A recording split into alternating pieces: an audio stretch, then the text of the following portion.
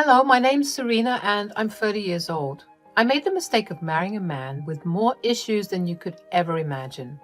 You see, I had this notion that love could conquer all, that I could fix him and make him see his worth. Oh, how wrong I was. Love may be powerful, but it can't teach someone how to love themselves.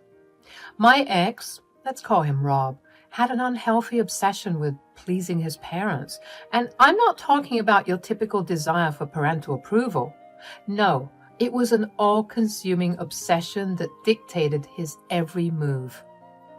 It was as if he believed that his worth as a person was entirely dependent on his parents' validation. Now, let's talk about his lovely parents, shall we? We'll call them Mr. and Mrs. Smith for the sake of anonymity. They were the epitome of neglectful parenting. They rarely showed any genuine interest in their son's well-being, leaving him constantly starved for their attention and approval.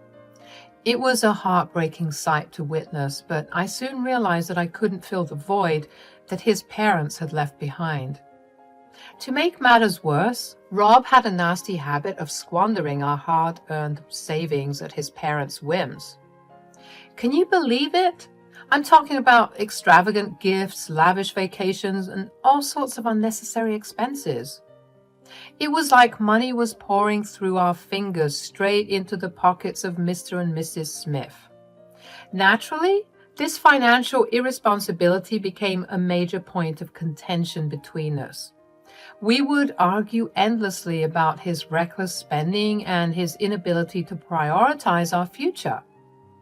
It felt as though I was constantly battling against his parents' influence, and it took a toll on our marriage. But here's the thing, despite the chaos and the endless arguments, I never stopped caring for Rob. I wanted him to break free from the shackles of his parents' expectations and find happiness within himself. However, it became clear that my love alone couldn't save him from the clutches of their toxic influence.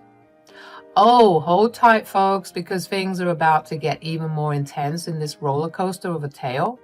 So, one day, Rob approaches me with an air of seriousness, claiming that he has something important to tell me. Now, I'm no stranger to his antics, but little did I know that this conversation would lead to our worst fight yet. Serena, I need to talk to you about something important. All right, what is it? You know my parents are retiring, right? Well, I want to surprise them with a luxury trip. It's going to be quite expensive. That's fine as long as you're using your own money. I can't bear another argument about our savings.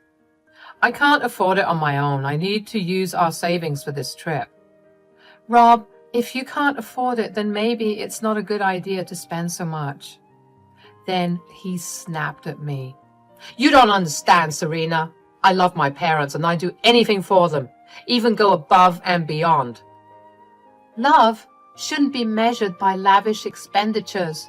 It's about being there for each other, supporting one another. But this trip is important to them.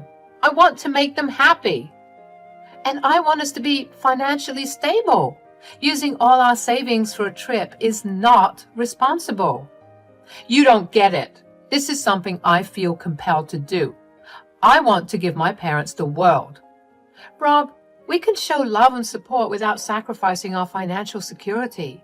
We need to find a reasonable solution. But I thought you'd understand. They mean the world to me.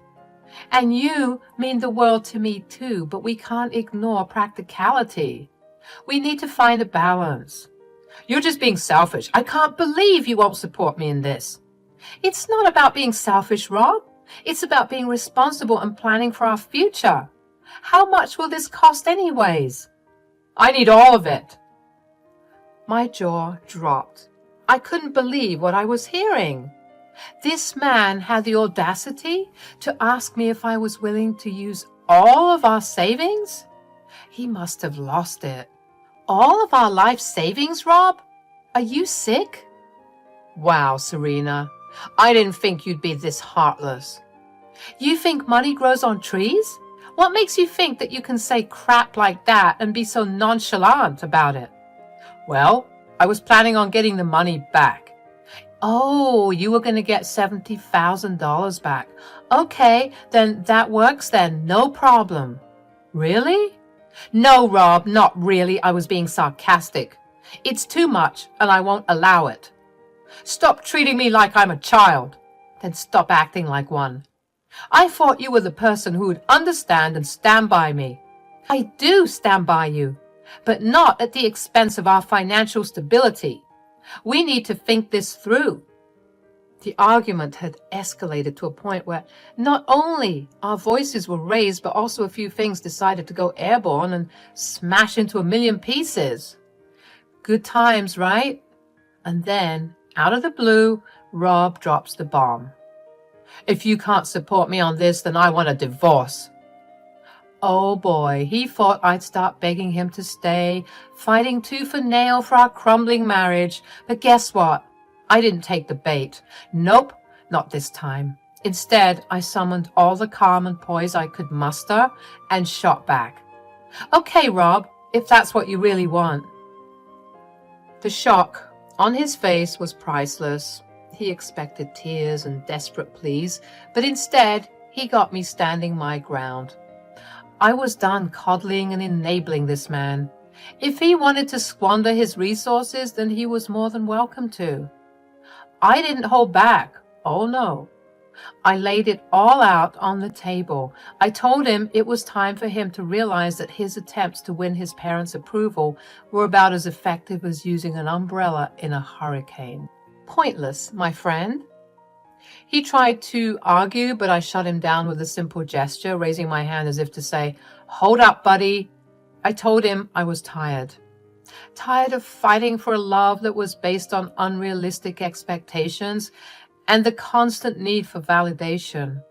It was time for me to take a stand. You want to spend your money impressing people who couldn't care less. Knock yourself out, buddy. But as for me, I'm done living in this cycle of disappointment and broken promises. Boom.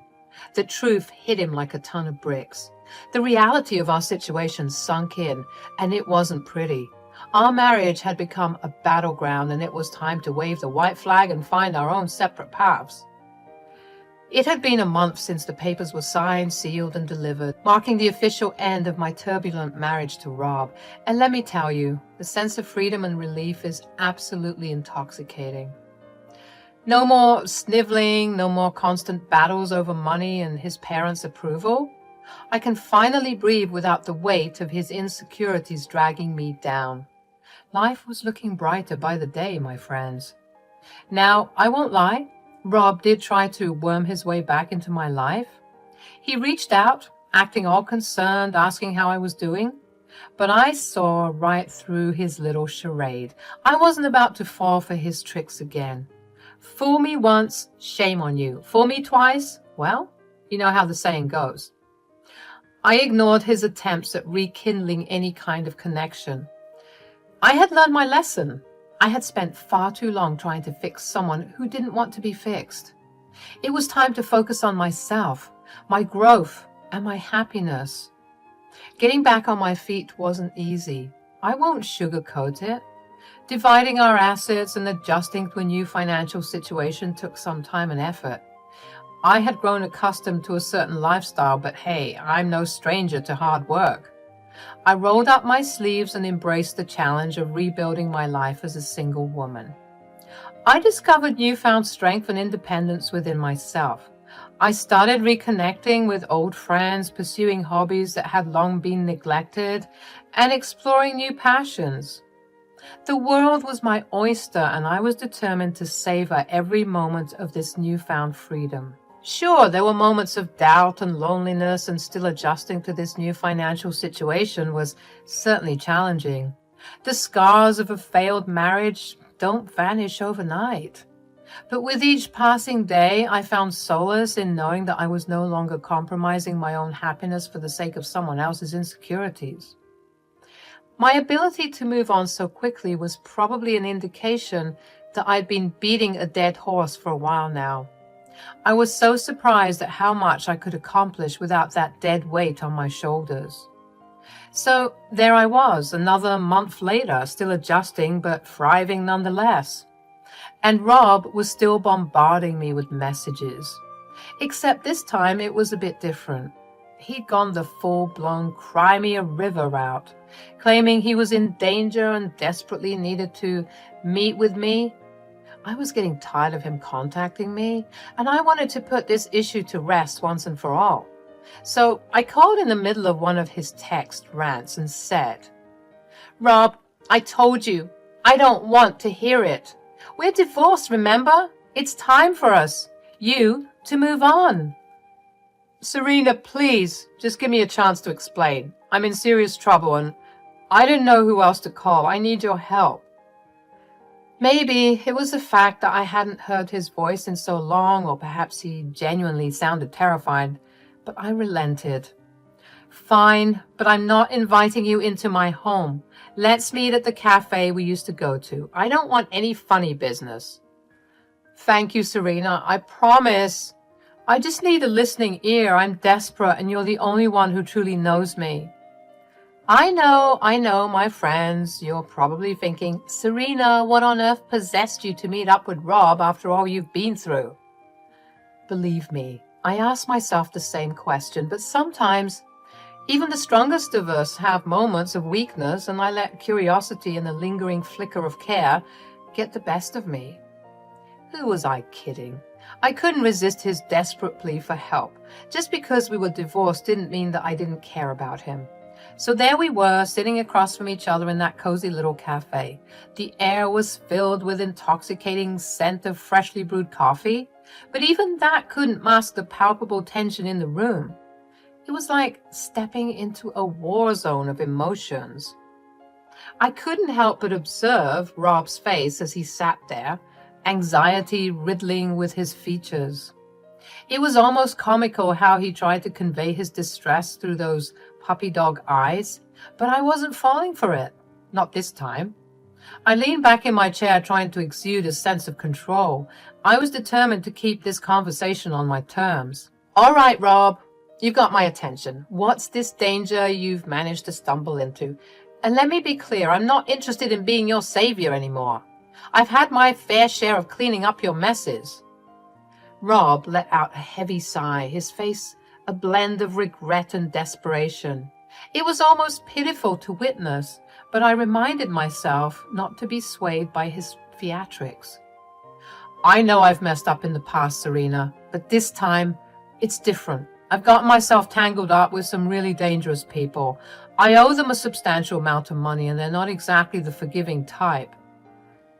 I raised an eyebrow, not fully buying into his tale of woe.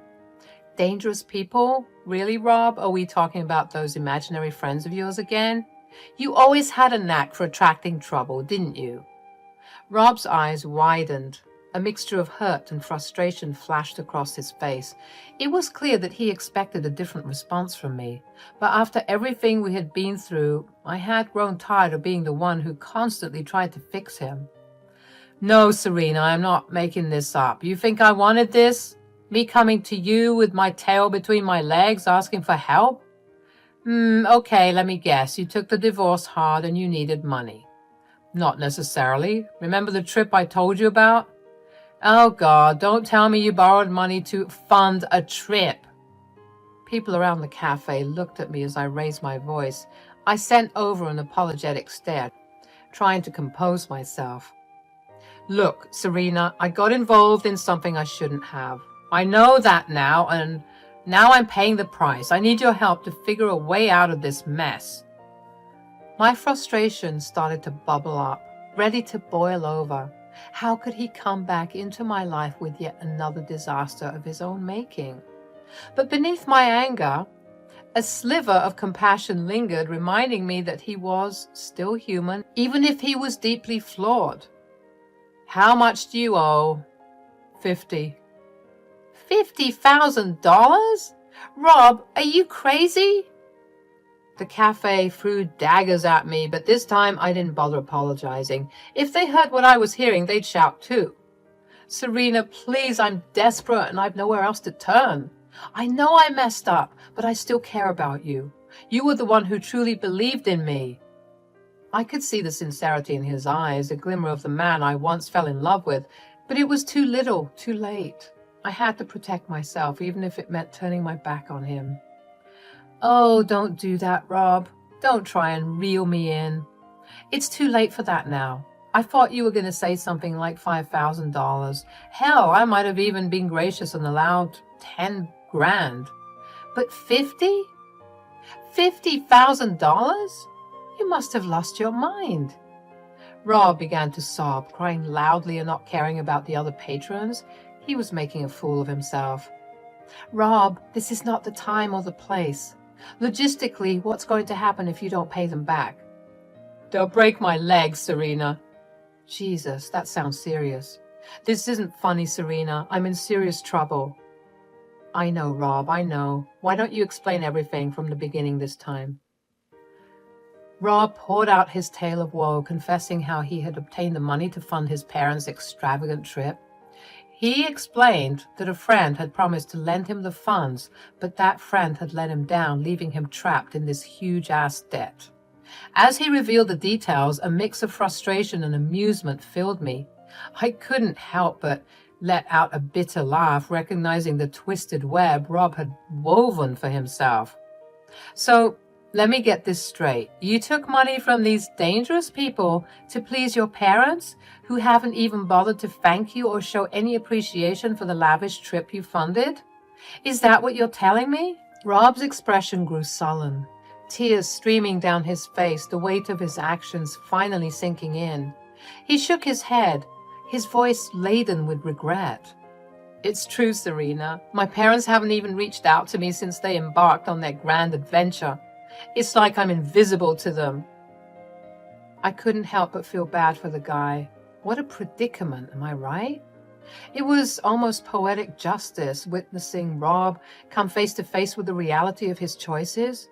But I couldn't gloat, not with this man silently sobbing in front of me. I know you don't want to hear this right now, but you did this to yourself, Rob. I told you that it wasn't wise. And what's worse, you divorced me over it. And now here you are, not knowing what to do. You chased their approval, poured your life savings into fulfilling their desires, and they haven't even bothered to acknowledge your sacrifice. As much as it hurts, this is a hard lesson you needed to learn. It was a bitter pill for both of us to swallow. Rob had placed his self-worth in the hands of those who were incapable of appreciating his efforts. And I had to come to terms with the fact that I couldn't save him from his missteps any longer. I was hoping that now, with his legs in danger, he would understand that I was always on his side, and that his reducing himself to just a puppet that pleased his parents led to his downfall in the end. As the reality of the situation settled upon us, silence enveloped the cafe. The weight of our shared history, of all the broken promises and shattered dreams, hung heavy in the air. At that moment, I knew it was time to walk away for good. No more second chances, no more futile attempts to mend what was irreparably broken.